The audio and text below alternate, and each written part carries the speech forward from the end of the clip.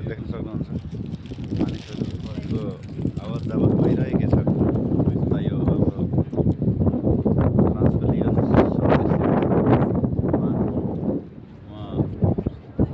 राइन नदीबाट अहिले यो रन नदी त आइसकेको छ र तपाईँहरूले देख्न सक्नुहुन्छ एकदमै स्वच्छ पानी पनि स्वच्छ छ।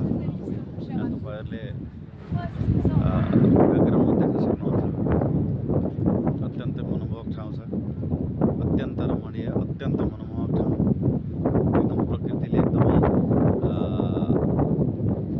राम्रो एउटा वरदान दिएको ठाउँ भनौँ यो। एकदमै राम्रो छ यो। हावा चलिरहेको छ, तपाईँले ब्याकग्राउन्डमा देख्न पनि सक्नुहुन्छ। तपाईँले सुन्न सक्नुहुन्छ यो ट्रेनको आवाज भयो।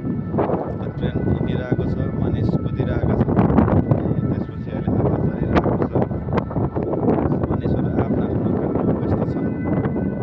त्यस कारणले गर्दा म चाहिँ अहिले फ्रान्सको लियन सहरमा हिँड्ने क्रममा यी दृश्यहरू, यो भिडियोहरूलाई रिकर्ड गरिरहेको छु भन्न चाहन्छु।